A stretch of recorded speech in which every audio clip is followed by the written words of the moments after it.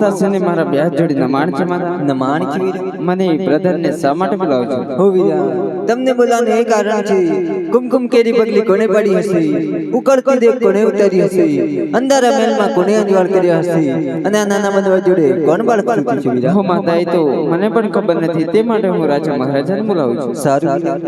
હનિયાજ પર ધન બોલાવે રાજન યહાવો જુરી આગે પરુ ધન બોલાવે રાજન યહાવો સરી આવો તમે રાજો ને દરબાર આવો તમે રગીલા હો મે પરુ ધન બોલાવે રાજન યહાવો જુરી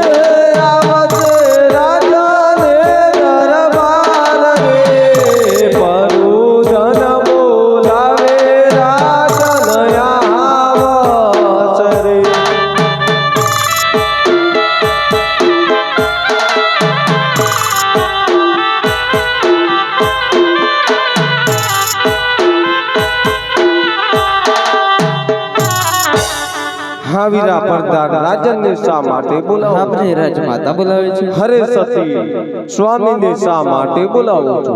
હા સ્વામી, તમને બોલાવવાનું એ કારણ છે કુમકુમ કેરી પગલી કોને પડી હશે, ઉકળતી દેખ કોને ઉતારી હશે, અંધારા મહેલમાં કોને અંજવાળ કર્યા હશે, અને આ નાના બંધવા જોડે કોણ બાળક સુતી છે સ્વામી? હરે સતી, એ તો પોતે પ્રભુ છે. પ્રભુએ મને દ્વારકામાં વચન આપેલું કે જ્યારે હું આવીશ તો કુમકુમના પગલા પાડીશ, ઉકળતી દેગો ઉતારીશ, અંધારા મહેલમાં જ્વાળા કરીશ.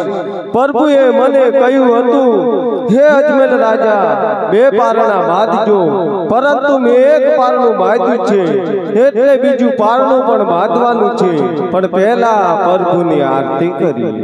સારું.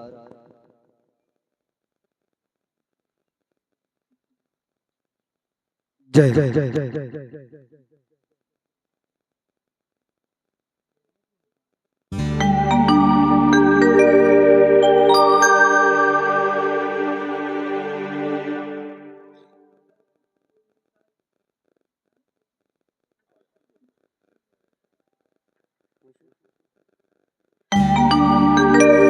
અજમલ ગિરી અવતારનો જાય